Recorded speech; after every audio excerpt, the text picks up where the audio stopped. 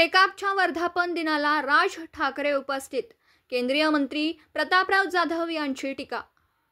शेतकरी कामगार पक्षाचा आज वर्धापन दिन आहे आणि या वर्धापन दिनाला महाविकास आघाडीचे अनेक नेते पाहायला मिळाले।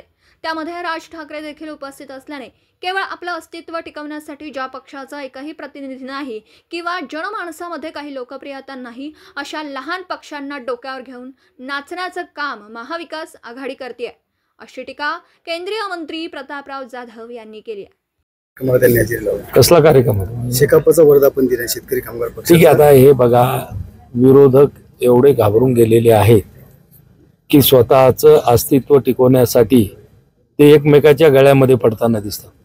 जसं नदीमध्ये जर किंवा पुरामध्ये एखादा माणूस जर बुडायला लागला, त्याच्या शेजारी पोहणारा माणूस जरी असला तर तो त्याच्या गळ्यात त्या ठिकाणी पडतो।